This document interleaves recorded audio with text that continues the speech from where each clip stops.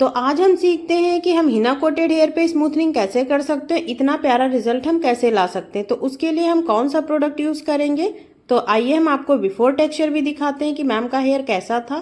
तो ये था काफ़ी लॉन्ग हेयर और हिना कोटेड भी था, तो उसके लिए हमें बहुत अच्छे से ध्यान दे के हमें काम करना था। तो यहाँ पे मैंने यूज़ किया है सॉस्कॉफ का 0 नंबर। हेयर में सॉस्कॉफ के प्रोडक्ट बहुत अच्छे हैं, तो हमने यहाँ पे यूज़ किया 0 नंबर। इसको आप बाउल में निकाल के अच्छे से ब्लेंड कर लीजिए। उसके बाद हमें बहुत फाइन सेक्शन ले लेके पूरे हेयर पे हमें अच्छे से मल्सीफाई करना होता है। मल्सीफाई करते टाइम हमें बहुत ध्यान रखना है, एक एक सेक्शन हमारा एक हेयर भी छूटना नहीं चाहिए। और थोड़ा सा फास्ट हमें करना है क्योंकि इतने हेयर हैं और मैं अकेले कर रही थी, तो इन चीज़ों का हमें बहुत अच्छे से बारीकी से ध्यान देना होता है। तो ये देखिए हम पूरे लेंथ जो है उस पर अच्छे से प्रोडक्ट को अप्लाई करेंगे और 6 to 7 टाइम या 8-9 टाइम एटलीस्ट आपको मल्सीफाई करना होता है पूरे हेयर को, क्योंकि हिना कोटेड है प्रोडक्ट बहुत अंदर जो हमारी कॉटैक्स लेयर होती है उसमें जाना चाहिए। अगर नहीं जाएगा तो बॉन्ड को तोड़ता नहीं है, फिर अच्छा रिजल्ट नहीं आता है। तो इसके लिए हमें हिना है या वर्जन हेयर है तो उस पर बहुत अच्छे से मल्सीफाई करना होता है। देखिए हमने फाइन फाइन सेक्शन लिए हैं और बहुत अच्छे से प्रोडक्ट लगाया है और बहुत अच्छे से इसको मल्सीफाई कर रहे हैं। तो इसके बाद में आप अप्लाई करके एटलीस्ट 30 मिनट छोड़ दीजिए। 30 मिनट के बाद हमें ध्यान देना होता है।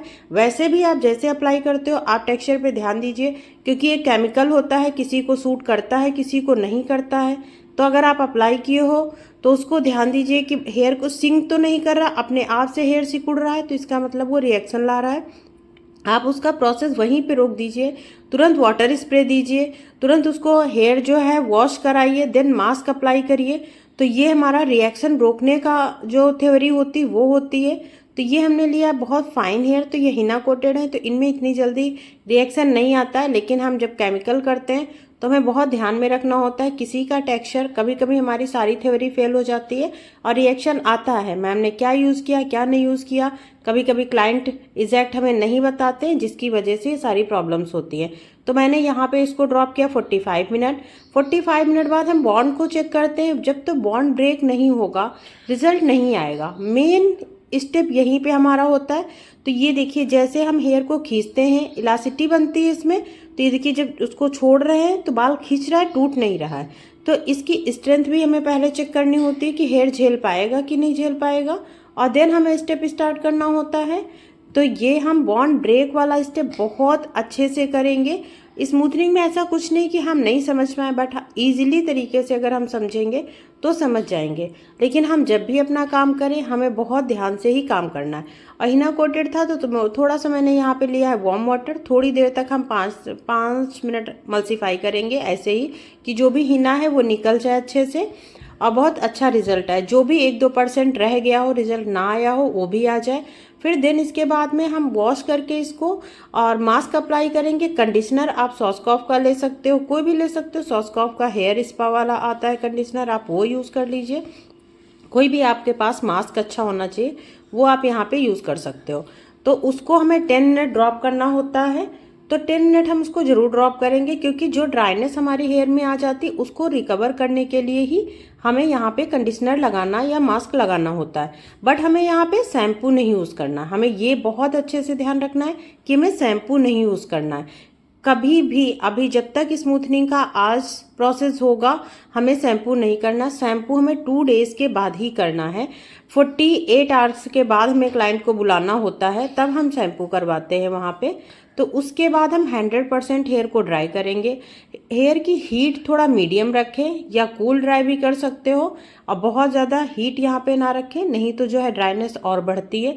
तो हमें ड्राइनेस कवर करते हुए ही भी हमें स्मूथनिंग पे काम करना होता है। तो ये देखिए अभी से आपको रिजल्ट दिखने लगेगा, जबकि अभी प्रेसिंग नहीं हुई है, सिर्फ बॉन्ड ब्रेक हुआ है। तो ये हम अच्छे से यहाँ पे स्ट्रेटनिंग करेंगे। आप एक स्टेप पे 8 to 9 बार स्ट्रेटनर को ऐसे ही चलाइए। पहले पतले पतले हम सेक्शन ले रहे हैं, फिर जो एंड में ये हेयर बच रहे हैं उनको हम फिर से इसको कवर कर रहे हैं। तो ये देखिए सूट के लिए कोई प्रॉपर नहीं था, बट हम आपको थ्योरी बहुत अच्छे से क्लियर कर रहे हैं कि कैसे है। तो यहाँ पे जो है पतले पतले हम सेक्शन लेंगे और प्रेसिंग बहुत अच्छे से हमें करनी। जितनी फाइन प्रेसिंग हम करेंगे ना उतना प्यारा रिजल्ट आएगा, क्योंकि बॉन्ड ब्रेक हो चुका है। अभी जो हम जिस वेव में हम चाहेंगे हेयर को उस वेव में हम यहाँ पे ड्रॉप कर सकते हैं। क्योंकि अभी हेयर जो है किसी भी तरह से जुड़ा नहीं है, बॉन्ड ब्रेक है। आप इसको फोल्ड कर दोगे तो ये हेयर वैसे ही मुड़ जाएगा। तो इन चीज़ों का हमें इस स्टेप में प्रॉपर ध्यान रखना है।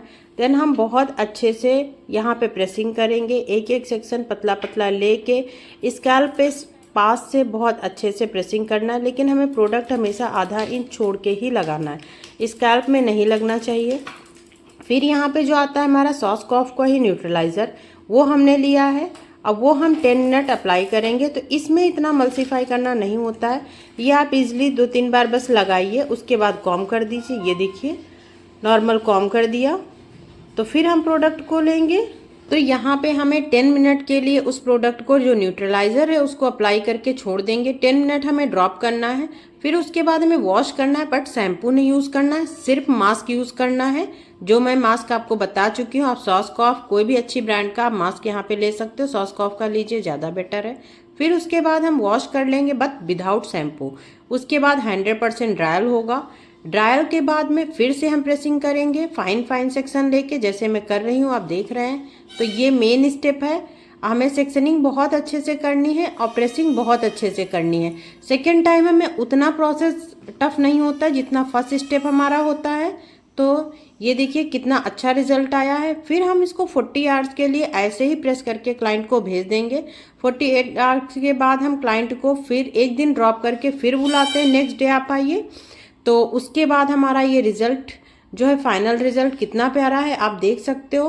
तो इसमें कुछ नहीं, इसमें थ्योरी समझने का हमें होता है, थ्योरी मेन है, उस चीज़ को हमें ध्यान रखना है। कितना प्यारा रिजल्ट आया है। बट ये है कि हमें कुछ स्टेप फॉलो करने होते हैं। शैम्पू हमें 2 डेज़ के बाद ही करना होता है, बीच में हम कहीं शैम्पू नहीं करेंगे। मेन स्टेप है बॉन्ड ब्रेक हुआ कि नहीं हुआ, वो आप बहुत अच्छे से समझिए। अगर बॉन्ड ब्रेक अच्छे से हुआ है, बट हाँ